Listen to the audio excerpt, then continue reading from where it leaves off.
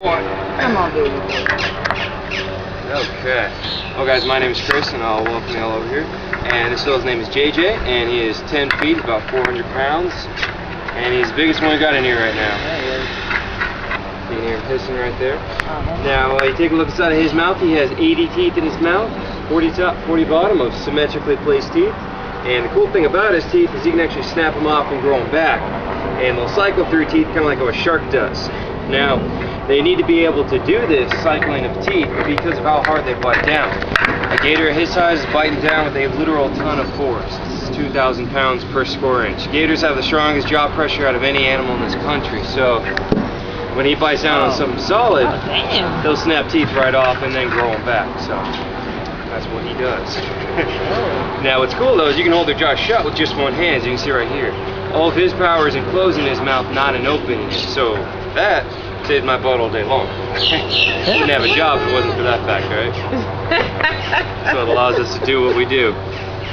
Now, let me tell you guys why we have all these gators. These are all nuisance animals, so these are the ones that like showed up in someone's backyard and ate Fluffy or got in the swimming pool or something along those lines, right? So when a gator causes a problem like this, unfortunately what happens is a trapper then goes out, catches him, and kills him. So that's awful, right? We don't want our gators dying. So I just want to let you guys know we don't really get too many nuisance gators, just a lot of nuisance people. And exactly, I want to make sure nobody here is ever a nuisance person. So whether you live here or you're just visiting, please never feed the wildlife. They probably have. And once you feed this guy, he learns to associate people with food. Come back without food, you are the food. It's a wonderful cycle. We're trying to avoid that little cycle, okay? Now, what we do here is me and the other guys that work here do the shows, risk life and limb for your entertainment. Hope you all thoroughly enjoy it. And if you guys like the show, that's what the tip jar is for, and the money from the tips is what we use to buy our alligators from the trapper, thereby saving lives. So that's the program we do. And also to give you guys a little bit of background info on myself, I'm a college student. I go to FIU and I'm getting my degree in environmental studies, so I want to do crocodilian research when I graduate. And working here gives you a first-hand or lack-of-hand experience with the animals, and then whatever comes first. I like throwing that out there just to let you guys know I'm not just some dumb redneck in here, contrary to what my camo shorts might tell you.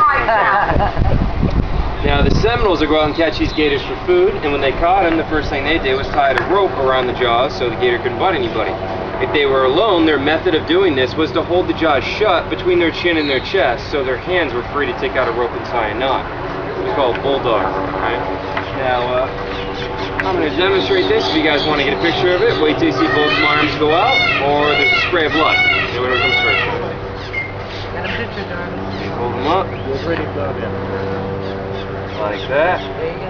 And then take out a rope and tie the rope around the jaws and have a caught and tied alligator. Woo! Okay. Yeah, so that's what they would do. Hi, now, JJ. You take a look at their back. They have these large bridges on the back. These are made of solid bone.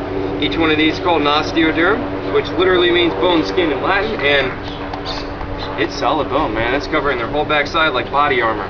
Look at my bracelet, and that's what it's made out of. And it's pretty uncomfortable to sit on, in case any of y'all are wondering. Now, if you take a look right behind his eyes, he has his ears right here.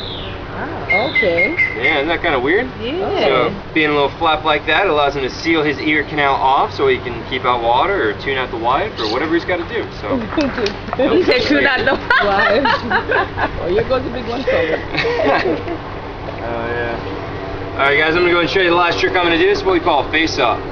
I call this one the face-off because you mess up and your face comes off. Oh, that's a good one, right?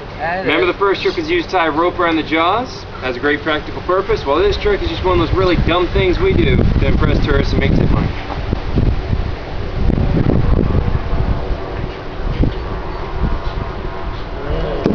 Alright. Yeah, that's enough of that.